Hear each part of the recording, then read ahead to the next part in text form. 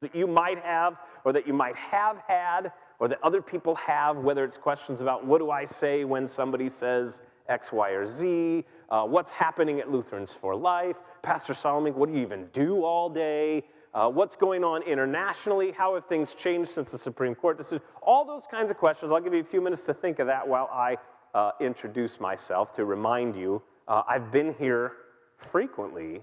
Actually, I've been coming to this area of the country for 7 years, and that's how long I've served as executive director of Lutherans for Life. 7 years, and I think it was the first winter that I was with Lutherans for Life. I came, and I think I was in Hickory. But I've known Joe and Sandra since the September that I started. I had an event for the Lutheran Church Missouri Center for Religious Liberty, and we met in Washington, D.C. Oh, yeah. You remember that? Yes, we were up there. So, of course, Joe and Sandra have been supporters of Lutherans for Life for a long time. But my name is Pastor Michael Salemink. I've been serving as Executive Director of Lutherans for Life for 7 years. I am exactly as old as the organization is. How old is that? Well, I don't know. I guess you have to go to the website and read the history of Lutherans for Life. But I'm a beneficiary of many of your generation's advocacy for life. Those of you who can remember Roe v. Wade, it was in response to that Lutherans for Life began in the 1970s. And thanks to your faithfulness, my parents' generation and my generation have come to understand how the sanctity of life connects to the gospel of Jesus Christ. That's what Lutherans for Life is all about. I grew up in Iowa, met my wife at university in Chicago. We've been married 22 years. We have 3 boys. The oldest is at university. Actually, he's attending the same university where we met. Isn't that crazy? Concordia in Chicago. And our middle son is a junior in high school. Our youngest is in 8th grade. My wife was trained as a teacher, and she taught for a couple of years before we had children. And when the babies came along, she stayed home with them, and I served a parish in Minnesota that I mentioned, and I also served a parish in Lafayette, Indiana. And then we came to Lutherans for Life in 2015. My wife is from suburban Detroit. Her dad is a German immigrant, so he came over after World War II. He has some great stories of living through World War II in Germany.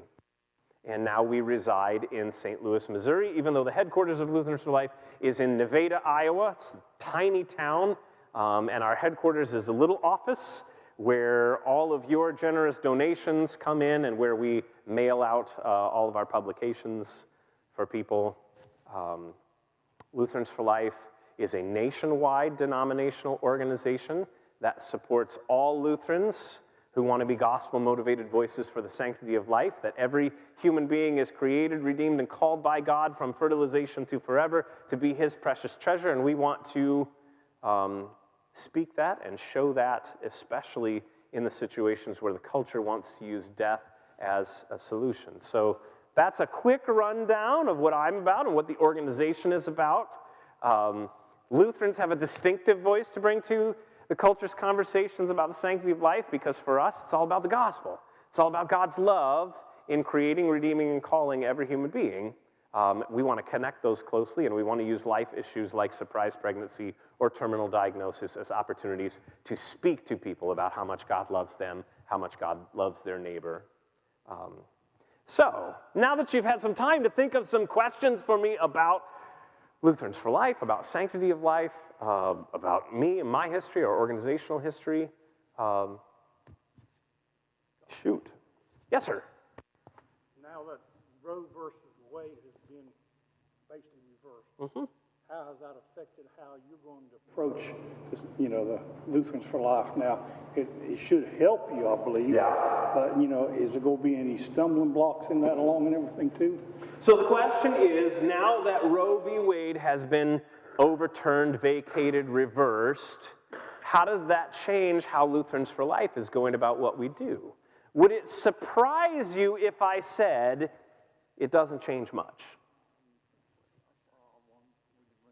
It doesn't change much. Here's what has changed. Number one, our people are more motivated and enthusiastic, right? I think people feel like culturally we've gotten some traction. People are listening.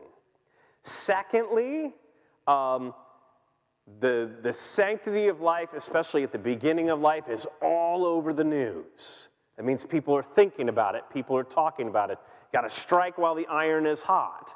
It's opportunity for us. So Lutherans for Life actually, for the last year or so, has been growing. We've been adding staff.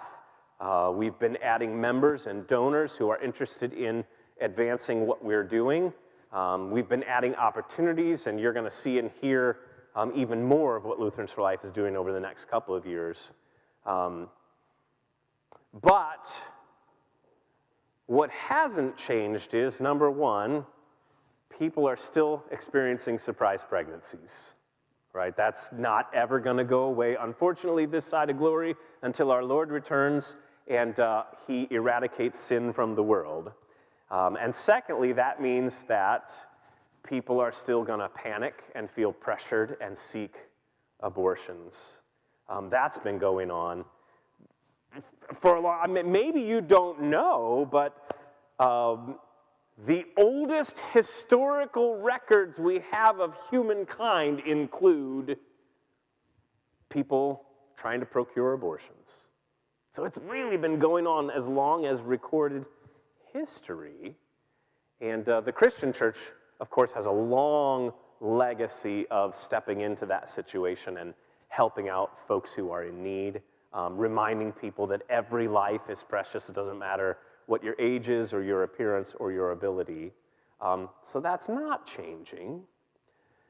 What has changed is the legal landscape. So we have in the United States, I think, between 14 and 16 states where abortions are currently not, they're not legal. That doesn't mean they're not happening, especially because for 22 years now, we've been able to package abortion in a pill, which means you can send it through the mail or UPS or FedEx, and that's happening.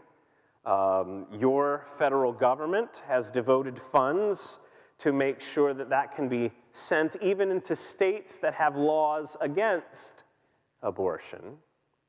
And in places like where I live, St. Louis, Missouri is a very pro-life state. There are lots of abortion restrictions, but St. Louis is a very big community. Unfortunately, it's also right on the border, Mississippi River, between Missouri and Illinois. And Illinois is a very pro-abortion state. And so there's lots of advertising going on to draw people from St. Louis across to the Illinois side to have their procedures done. But like I said, people are mailing drugs through over the internet for people to undergo abortions. And there are some states, a small minority, you think of New York, Massachusetts, California, Illinois, Minnesota, that are actually trying to expand the amount of abortions that they perform. So that's continuing to go on. That means that if your interest and your efforts are aimed at changing laws, that's moved now from a federal level down to the state level. So where before you could focus kind of on one Congress and one court, now you have to worry about 50 of them. But again, that's just another opportunity. So to review, for those of you who don't know, the Dobbs case that was decided this summer did not make abortion illegal. It simply said that every state can decide for themselves. We wish, of course, that there were a court case that said, you can't do this. But in the absence of that, this is certainly better than the Roe v. Wade situation. So we are optimistic because there's a lot of energy right now and a lot of opportunity, but our work goes on. And remember, of course, that as Lutherans, our ultimate goal is not simply to reduce the number of abortions, right? Our ultimate goal is, first of all, that the culture would receive and respect every human being as a precious gift, and safeguard their lives.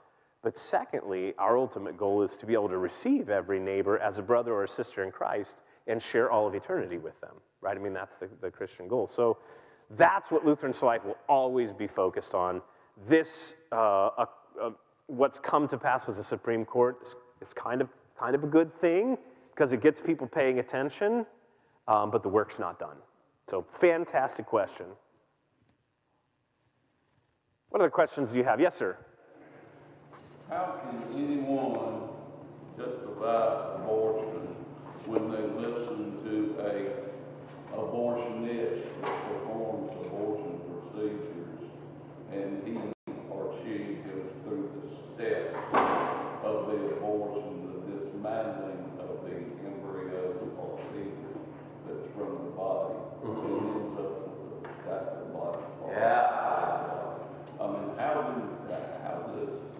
do people justify that it's still okay? Yeah, that is a fantastic question. So what my brother asks is, how does anyone justify abortion? How does anybody find it still an attractive option once they learn what actually happens? Well, there's two things involved in that. First of all, you're assuming that the abortion physicians actually talk to their patients about what happens. They don't. They don't. And so there really is an issue of informed consent with abortion. Are the women who are undergoing abortions really knowledgeable and understanding of what's happening? I think a lot of times they're not. And sometimes, truth be told, I think there are people who undergo abortions who don't want to know what's happening. They don't want to know the truth, they just want a problem to go away. And that's really the second consideration. I don't believe that there are very many people at all who want an abortion like you want a double cheeseburger or a new car, right? Where you're excited about it, and this is what you, out of all of the options, this is what you would choose for your life. I think people want an abortion most of the time the way that an animal caught in a trap wants to chew off its own leg. They feel panic, right? The situation is one in which they look at it and they say, I'm going to lose so much if I become a parent to this child.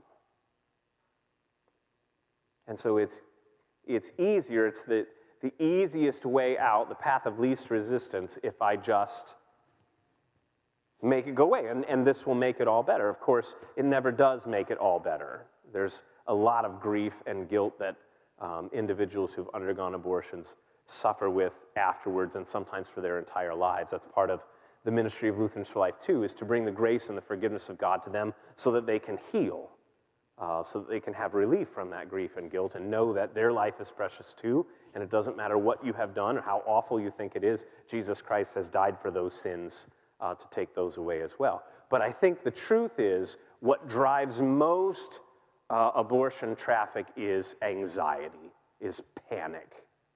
And that is why Pregnancy Resource Center ministries are so important, because they come into that panic and say, there's another option and we will help you. And that makes a huge difference. And that's why 92 to 97% of people who visit a Pregnancy Resource Center carry their child to term, birth. It really does make a difference. And so, the short answer is, number one, people are sort of closing their eyes to the truth of what happens. And number two, there's a lot of anxiety and panic around that situation, which I think helps kind of shape the way that we respond when somebody that we know experiences a surprise pregnancy, and they tell us maybe that they're even contemplating abortion as a solution to that. We need to be sensitive and understanding to the fact that they're probably afraid, right? And so the first thing we need to do is commit to them, I'm gonna be with you through this. That's gonna make the biggest difference. So, fantastic question. Good insight into the minds of.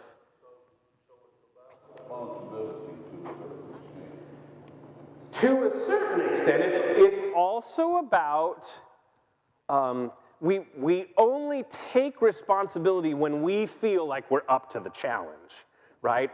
And there are some people who have been raised in environments where they have been taught you're not up to the challenge, right? And so we need to be the kind of people that can come alongside folks like that and say, you can do this. We're gonna help you do this. We're gonna find the resources that you need, because the truth is, and all of you guys who are parents know, pregnancy is a big deal, right? It's life-changing. I have a lot of sympathy for the young man or the young woman who says, I can't have this baby, it's gonna end my life. Well, you know what? You're right. When you become a parent, who you were goes away. Now you have to exist for somebody else, but it's a better version of you, right? You're sort of reborn as a father or a mother, and you're a better version of yourself. But the child, you leave those things behind, and things change, right? You got to work harder. You sleep less. You eat cold food. You get body fluids all over you. You know, there's a lot of hard work involved with that. And that's why it's important that, and this is what we love to do as Christians, to be community to people who are doing that, because it is the greatest labor of humankind. Yes, sir? Well, I think part of it as well is the communication about it. With so many segments of society that are doing this now, they're changing the meaning of words. It's like, it's not a baby, it's a fetus, it's an embryo. I mean, even our own governor, when Roe versus Wade came out, he did his interview that he come out, he never once said abortion. It was reproductive health care is what we're going to continue. So they kind of, they skirt around what it really is. And it kind of makes people at ease, I think, with it. If you don't look at it like it's a baby, it's murder, it makes it a lot easier. Yeah, so there's a lot of what we call language engineering, right? And this has been going on since the ancient Greeks used to talk about rhetoric and how you can shape words and arguments to convince people to think or do certain things. And our politicians, that's the business that they're in, right? They're in the business of shaping words or selling ideas to persuade people to act in a certain way. Here's what's on our side: reality, right?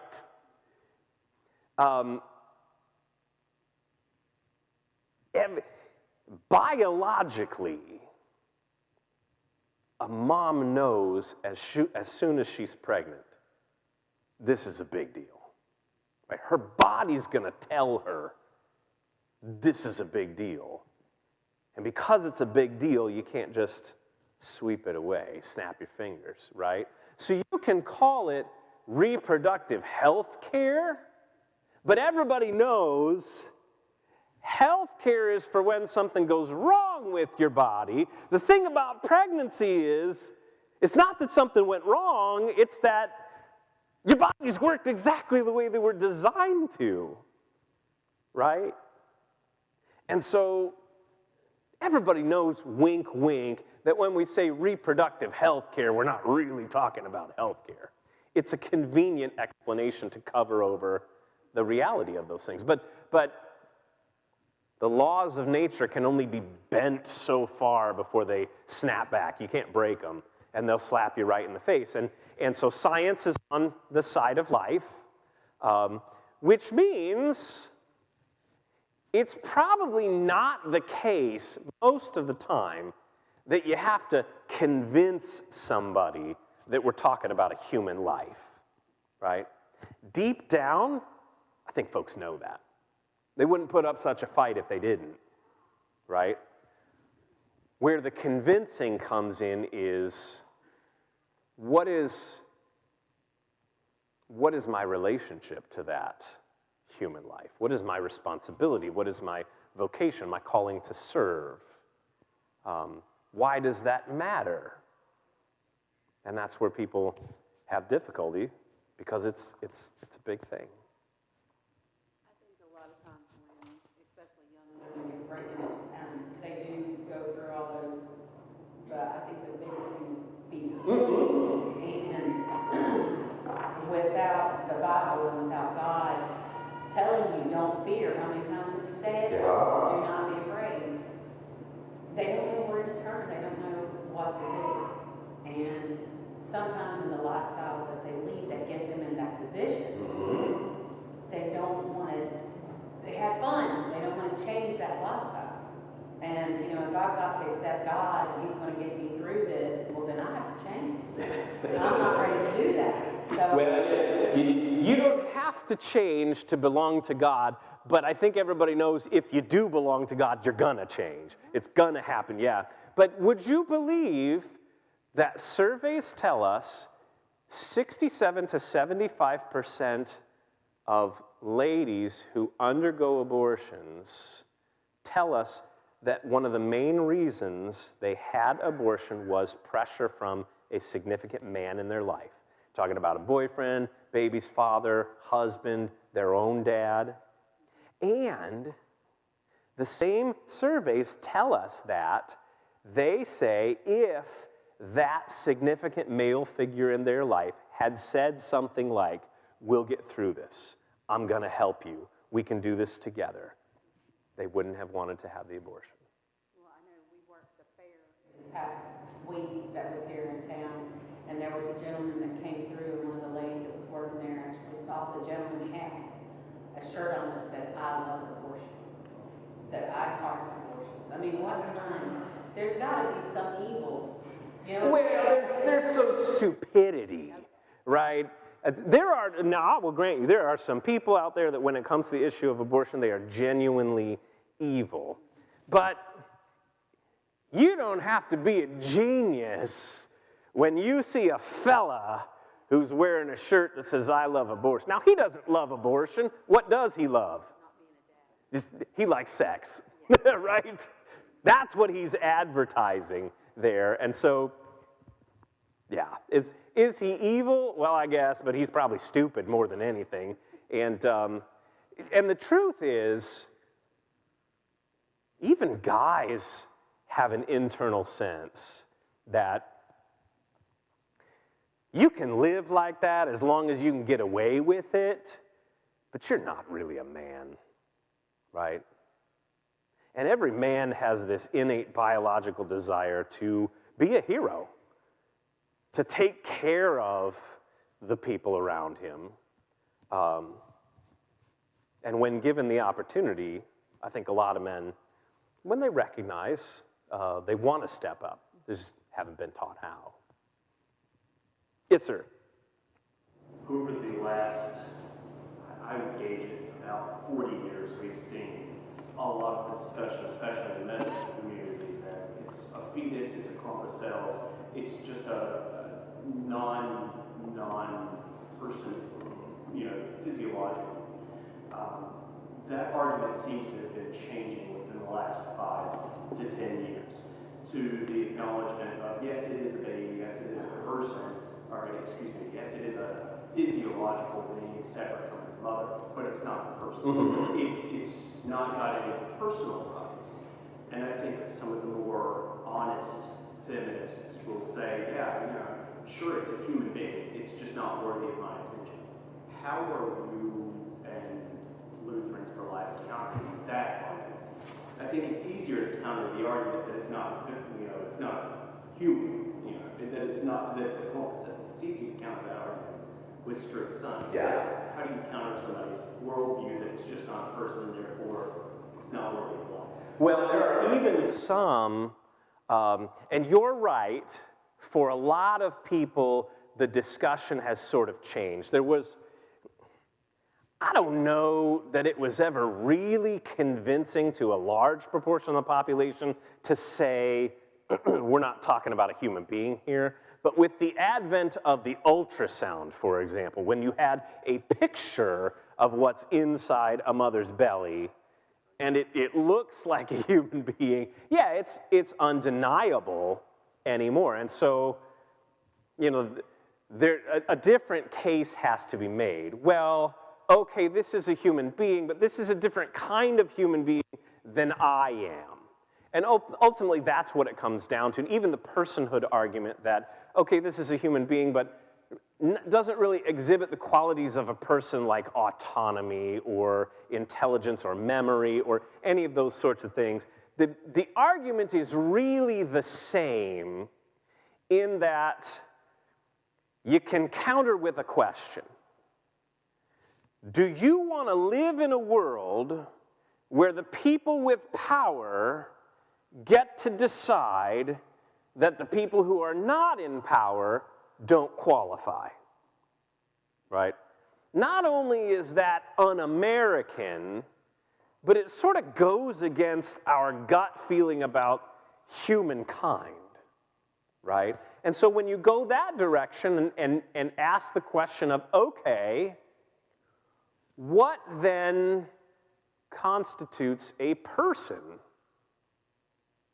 And an unborn child that lacks some of those qualities, whether it be the ability to communicate or independence or memory or anything like demonstrable consciousness, well, there are other times in human existence where different human beings lack some of those qualities, right?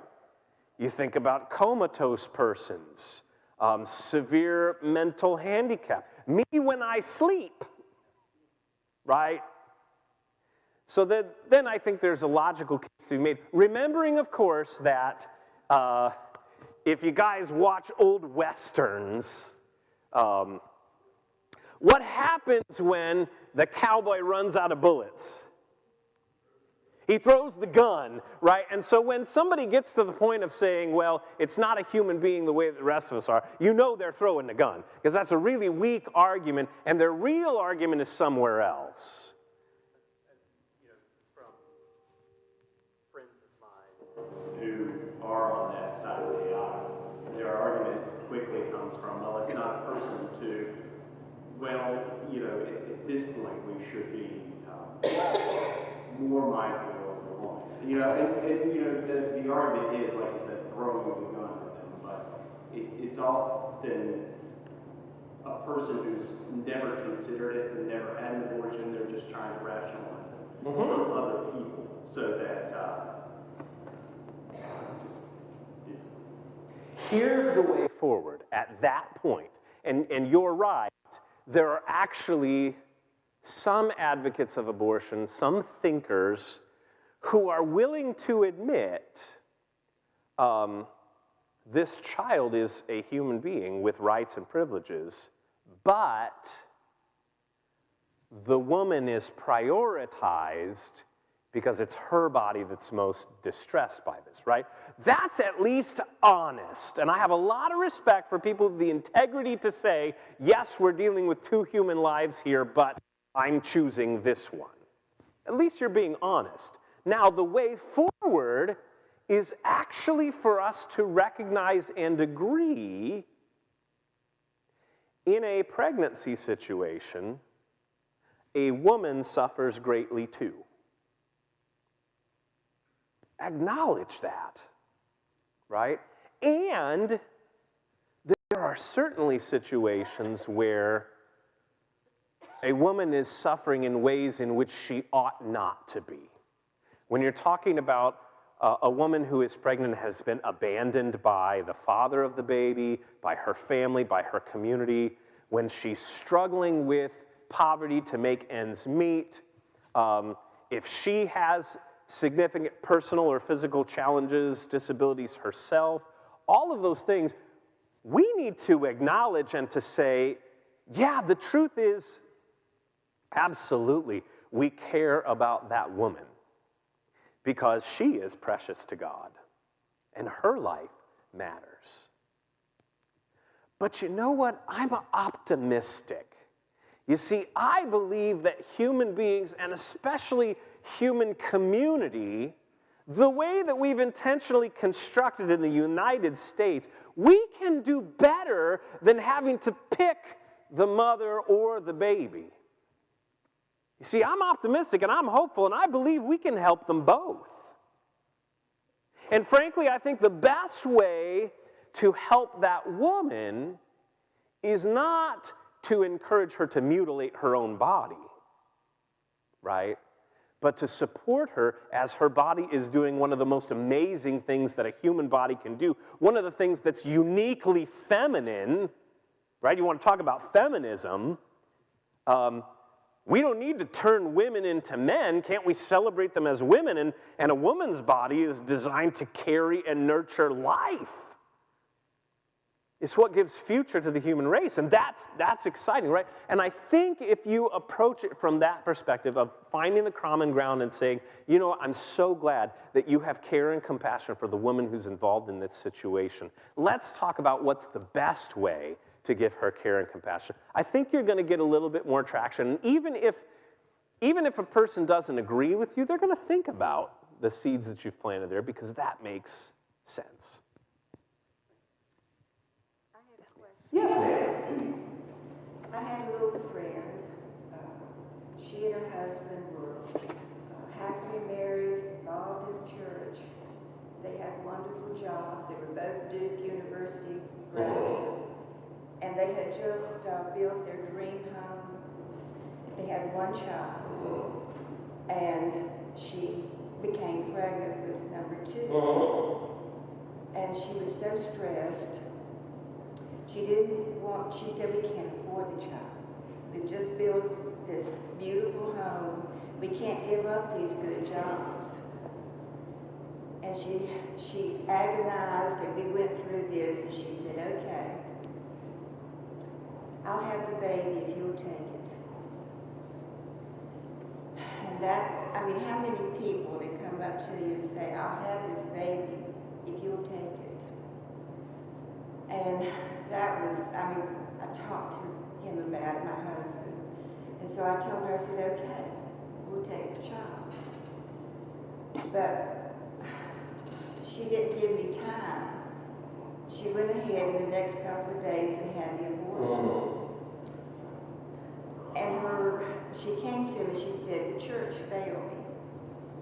She said, I had no place to go to have this child. The church needs a place where people within the church that have, families that already have children. We can't have another. As a community, the church needs to take these children. And the church, I didn't know where to go to have the baby. I wanted to go off where I wouldn't be an embarrassment to everybody that knew me. And you would take the baby, but I didn't have a place to go. So the Lutherans for Life need to make a place for people to go.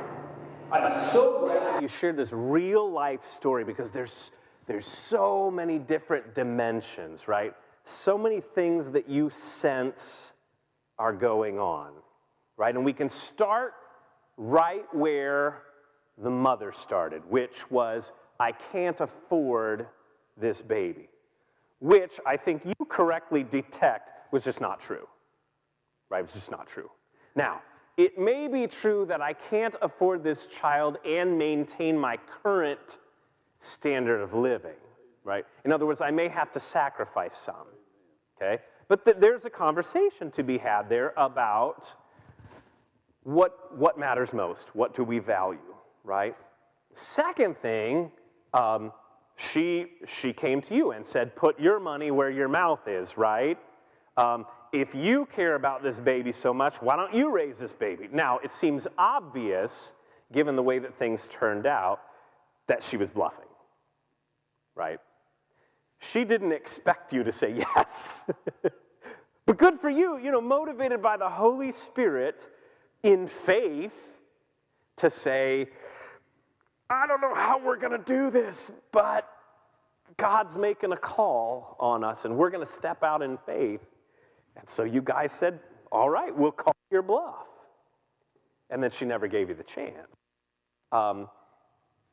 So So then she moves on to another excuse, is what it is. Well, what I really wanted was to be able to do all of this in private so that it doesn't affect my life in any way.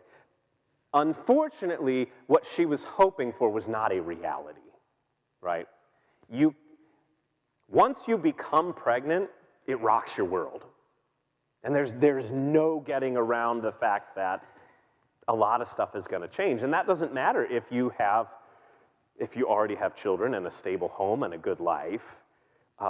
Children are just kind of designed by nature to disrupt things and draw us outside of ourselves. I will agree with you 100%. I would love to see Lutherans get back into the business of orphanages. I don't think we would call them that nowadays, and there is a reason why the old model of orphanages went away, because there were some things that were done wrong. But I think we have a lot more knowledge now, and we would be able to do it better. But it starts with people being willing, like you, to say, if a child needs a home, maybe we'll consider opening our home, right? I don't know that the church needs to build separate homes for orphaned children, because the church already has a bunch of successful homes, and those are yours and mine. What we need to remember is that the reason why adoption is important to Christians is not just because it addresses the problem of infertility, right? That's usually how we think about things. Well, you are unable to have children of your own biologically.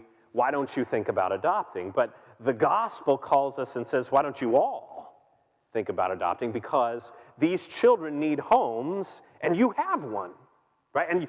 And your home is good because God is taking care of it. I think that would be step number one. But you are right, as congregations, we've got to intentionally think about and prepare for what are we going to do when someone in our network, and maybe it's someone in our congregation, but maybe it's a friend of someone, maybe it's a family member, what are we going to do to respond in the case of a surprise pregnancy? And I think there are things that congregations can do. We can keep certain supplies on hand. We can fund certain funds to be able to provide things for them. We can at least broach the possibility of short-term care for a child who doesn't have a permanent home, and maybe think about it as long-term. I mean, yeah, the gospel doesn't necessarily call us to be comfortable. It calls us to be good, but you're absolutely right. I will say, I don't think it's the case that the church failed her. In that moment, you were the church to her, and you did exactly what Jesus himself would have done. It's that she didn't give the church a chance, right? So, okay, the next time around, we've got to make sure we're ready to offer all that we have for that, so that someone doesn't have to feel like. But what we can't do for her is carry that baby and give birth to it. Right? That's something that God has called her to do. What we can do is help her realize how that is a privilege, even though it feels like a burden.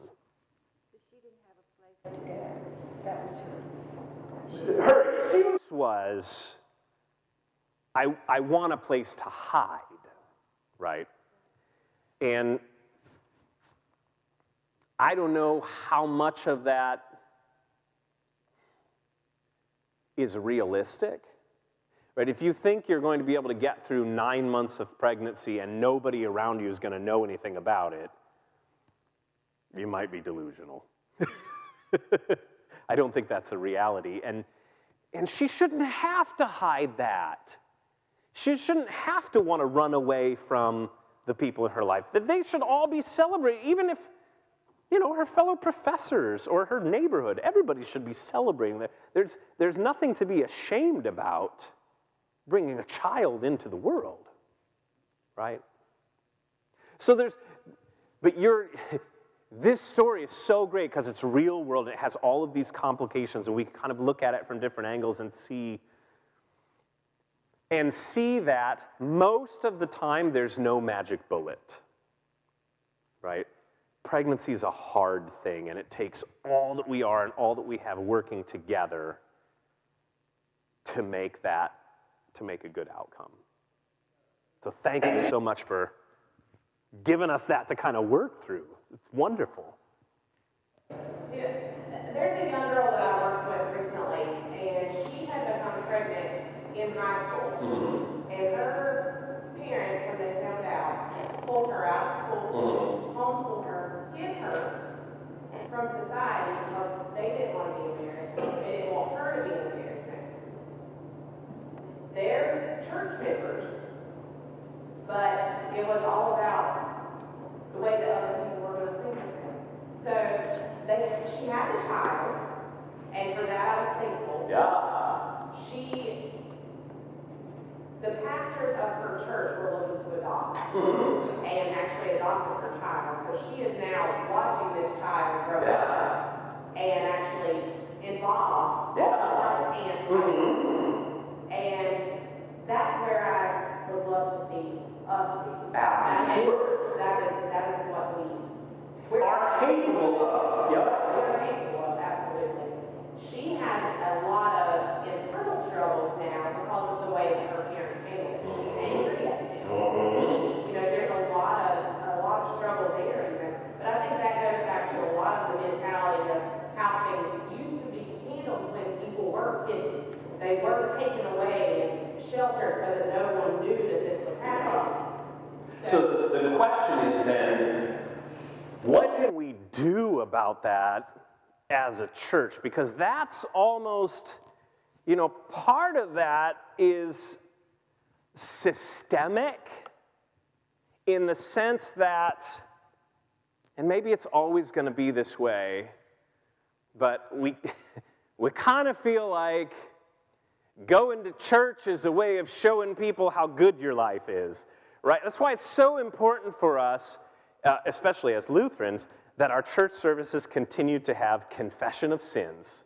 And as Lutherans, I think we're so smart, pat ourselves on the back a little bit, we do that right up front, right at the beginning of the service. As soon as you walk in, we have our opening hymn, but then we do confession so that you don't get any illusions about what kind of people there are here. We're all poor, miserable sinners. And I think that is step number one, is an environment where we are all cognizant of the fact that I'm not better than you are, right?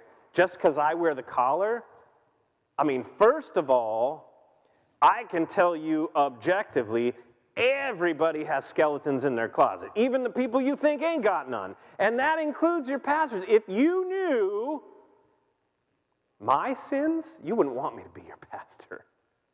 But that's where we all are, right? And so fostering an environment where we're honest and humble about that, and I think, again, the confession of sins right there at the front of the service is one of the key ways that we kind of do that. But then I think we got to be willing to talk about these difficult situations out loud, publicly, like we are this morning, so that people can say, yeah, the church is a place where the attitude is, okay, we just want to help. We want to get through this together, right?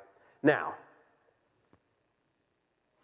the devil does what he always does. He deceives, and he frightens, and he divides, and he isolates. And there's always, we could be the perfect church of Jesus and his 12 disciples, and the devil would put it in people's minds that if that church finds out what I'm like, they're not going to want me around, and I've got to hide those sorts of things, right? Some of that comes from the devil. So we can only do so much. We do have some responsibility and some opportunity. But I would say, just going by the story that these folks shared, in a lot of ways, your congregation is already there, right? Because here's a couple that was confronted with that very opportunity and, panic, but, hey, we're willing. We're willing to step up and do that, and step out in faith. And I would venture a guess that the majority of families in your congregation are that way. It's just as Lutherans, we don't always advertise that, right? We don't want people to think we're good people, right? So sometimes we got to talk about it a little bit and say, hey, how revolutionary would this be if, I don't know, if you've got a radio program on the local radio station, or you run an ad in the newspaper, or you announce once a month from the front of the church or at your church meetings or even in Sunday school, if you find yourself experience a surprise pregnancy, we will help. We'll talk you through what your options are, and we'll open our hearts and our hands and even our homes. These are the things we'll do. A registry or something of people in the church that would be willing to. Oh, absolutely. And I think that's a good idea, not even just for situations of surprise pregnancy, but you know, there's often people, even in the congregational community, who find themselves in difficult times. I've lost my job. I've been kicked out of my house. Yeah, we should be willing to. I think, guys, it is an embarrassment when someone in the body of Christ has to turn to the government for financial help before they turn to the church.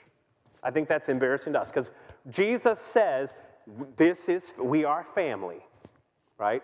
And a lot of times we do real good at treating each other like family. We just got to continue to do that, and that's the privilege. Thank you guys so much. Great questions, fantastic discussion, way better than anything I would have planned to say to you. And I hope that the gospel message has been helpful to you and that you continue to grow as a congregation and community in Jesus Christ.